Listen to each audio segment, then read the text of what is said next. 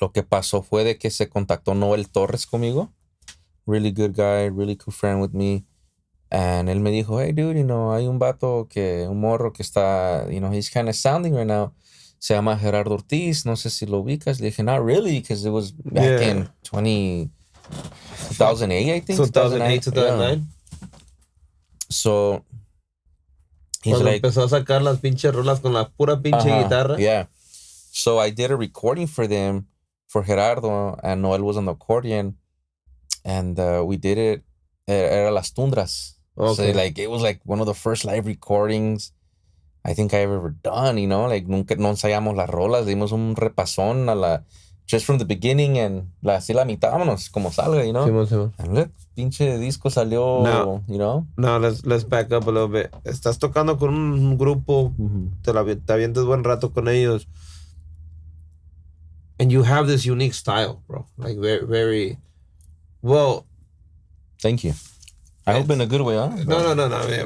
Bien chingón, pues. O sea, y durante este tiempo, pues estás tocando, amacizándote. Yeah. En cuanto entras acá con el Gerardo, normalmente estás acompañando grupos o estás siendo otra pieza más, ¿verdad? Right. Pero cuando empiezas aquí con Gerardo, empiezas a meterle tu propio estilo. Empiezas a involucrarle. In the live album, it wasn't really like that. Yeah. It wasn't like that. Cuando ese disco blew up, Gomez Digital hits me up. Right. This is the very first time I met them. Yeah. And Juanito and Tony, and dude, they're my brothers, and I love them very much. I care for them so much. I've learned, dude, so much from them. Yeah. They changed my life. They helped me. They literally me ayudaron a crecer como persona, güey, como músico también. Yeah. The people from Gomez. Sí, como músico y como persona más bien. En ese momento ellos me marcaron, me dijeron, hey, tú eres el que le grabas a Gerardo the live one. Like, yeah, they want to do all that, pero studio version. I'm like, oh, yeah, cool. So, en ese entonces, pues, era Marito, Mono, and Pablo Molina on the tuba, and me. And Casi no one. Yeah, dude, so amazing musicians que ellos son y grabamos todo al revés, fíjate. La batería se grabó al último. Que viene siendo lo que primero se graba. La batería, usually se graba la batería, el bajo, la tuba, el bajo sexto y el acordeón y la voz, ¿no? Just goes down the line. And I remember it was like 15 or 16 songs. I recorded that whole album, bro, like in 2 hours and a half. Yeah. Estaba todo ready for me, ¿me entiendes? So, obviamente hice unas cositas y here and there, pero bueno, some little changes, and I'm not sure they want to change some things, pero like, when I heard La Última Sombra, Troquero Locochón, like stuff like that, especially La Última Sombra, when I heard those type of lyrics, I'm like, dude, I'm going to be a little bit more aggressive on the drums here. Yeah. A ver if they allow me. Yeah. No, pues al Gerardo le gustó. He was young and it was something new. I think that we were the ones who opened the doors to that genre, to that type of style. Yes, pues. bro. We created that type of style, the corridos progresivos. You guys did, because I remember, hearing. Pues cuando empezó Gerardo es cuando yo también empecé a querer entrar en la música y ponerle un poquito más atención. Mucha gente me ha dicho, like, dude, when I was in school, like in middle school or high school, I would listen to you just, and I'm like, damn, I'm freaking old already here, Ya estoy viejo. No. ¿Qué onda con el compa Gio? Anda enamorado. Anda bien enamorado, mi compa Gio. Anyways. Ese vato está bien guapo, yo. No, no, te digo, cuando empezaron con esas grabaciones de Gerardo y todo ese pedo, I was fucking... You liked it, you felt that, yeah. Okay. And then se escucharon las grabaciones en studio.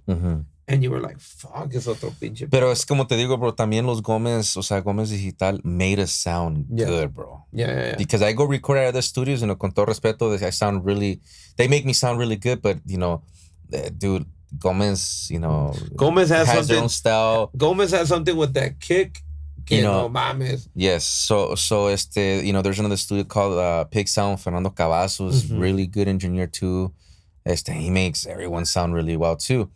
So, saludos to Fernando if he ever watches this or he's watching this. No creo que lo van a ver, pues, pero pues, bueno, pues, Gomez helped us out a lot, dude. Yeah. They helped us out a lot, and everyone wanted to record there. Yeah. A lot of people wanted to record there, and they were using us, the same musicians. Especially, though, especially with Gerardo's the album. Same sound, the same musician. Everyone wanted the same sound, the same musician. Marito, Pulpo, fucking. I kind of feel like all the artistas were like, dude, well, everyone's using these. Let's go to another studio. That's kind of, I feel that's kind of what happened, Pero cuando ya pasó lo de Gerardo, me contacta Enigma. Okay. En ese entonces, and I'm like, oh man, like, I'm going to have to go to Sinaloa and live over here, I'm like, ¿qué tal si algo me pasa? They wanted you to join? Yeah, they wanted me to join. Barajas, I remember, told me, hey, ¿qué onda? You want to... What's your relationship with Barajas? Oh, dude,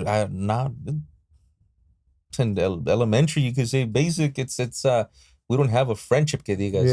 We know who we are. And, we chopped it up a few times. But he, at that time, he had told me, like, bro, come over here.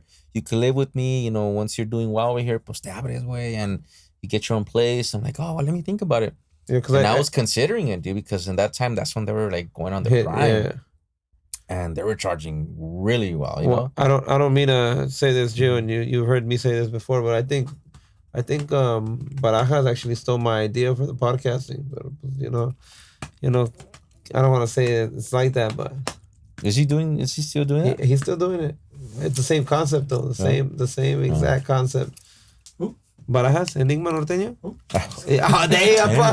Don't start this. But no. So it was them, and then at the same time, like a week later or two, I get a call from Escolta. Okay. And then I'm like, dude, where are you guys from, Escolta? They're like, oh, we're here from Downey, Paramount, and no, pues de aquí soy. I'm right here in Bulgarians. They go, dude, we're all like literally not even in a 5-mile radius. Like, estamos aquí todos, Yeah. And I'm like, am I going to go to Sinaloa? And then, like, ¿qué tal if I freaking meet the wrong woman or something, and I get my ass kicked, or, you know what I mean? And, dude, in that moment, they had, done that to that drummer. They murdered him y todo el pedo. And I'm like, dude. So I remember getting texts from people like, hey, are you right, Jessie? Are you right? Like, yeah, like, I'm with the Escolta, I'm with the Enigma, Oh, I thought it was you. Like, ooh. Yeah. Rest in peace, that guy. Pero I ended up joining Escolta, dude. And at that time when I joined Escolta, Regulo Caro hits me up. Okay, so perfect that you brought this up. So you join Escolta, Regulo hits you up. Now ya tienes poquito más rato, ya tienes más rato en el estudio, ya tienes esa que digamos fama del baterista que graba, ¿me entiendes? Yeah, I think that my name was, getting up there. Coming up there in the studio world. Now, Escolta hits you up, you guys do all these recordings. We did 2 recordings. We did some live ones too. Obviamente it wasn't really like Gerardo's or Regulo's style. It was something different. Something completely different. Yeah. Now you get into songs, yeah. Now you get with Regulo. Y como que te dan más libertad, ¿no? Pues fíjate que con Regulo, bro, I think that's where everything completely changed right there. Regulo had hit me up. He's like, hey, dude, a mí me encanta el rock, güey. And I'm like, dude, pues aquí soy yo también. And I started listening to Maná, to The Police, to Los Caifanes. And he's like, listen to my songs. And they were so complicated. His songs, we finished like one song like in 3 to 4 hours. Compared to, I recorded 15 songs for Gerardo. For 2 hours and a half. Exactly. So we didn't understand his concept, dude. We didn't understand them. Like, well, what's these minors? And, he likes the Deftones y todo. But because... Saludos, Regulo, saludos. Saludos. So it was very complex, dude. His music was very, very complex. Pero también porque uno no está acostumbrado a meterle esos menores, esos pinches a lo que viene siendo los corridos, right? Porque you would hear menores en las clasiconas norteñas acá que fucking boleros que le metían acá fucking menores or whatnot. You would hardly ever hear that shit in actual corridos. So we were allowed to do what we wanted to, bro. And we didn't do it to the full también because we kind of said like, it can't. it can't really be. No le podemos meter de más. Yeah, Pues. no podemos hacer Mucha tanto salsa, desmadre, and mucha it salsa a is. los You could tacos. say a lot of people take it like that. Yeah. You know, a lot of people do take it, and I get it. Pero look what it has done and what it did. It created a whole industry. You know, it opened doors, como te digo, and dude, it was just another world of music. It completely changed everything for recordings, for music. Just the style que le involucraron, just the fucking crazy tonos, arreglos, fucking, you know,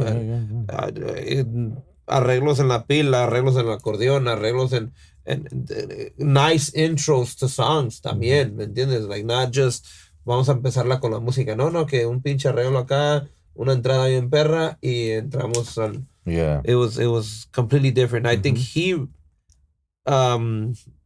Regulo, pero más que nada ustedes, la agrupación que revolucionaron because todo ese pedo. En ese entonces Regulo didn't really know much about, you know, following a guitar with the, you know, I mean, the click with the guitar. He would have trouble. He would have the tonadas and all that, and then we would come in, okay, we're going to do this, we're going to do that, and we're going to do these scales here, we're going to do that. We never practiced it. It just came out in the studio naturally, bro. Yeah. So I knew what I had to do, and I'm like, you know what? I think that the bass player, Maurilio Pineda, monster, you know, an excellent musician.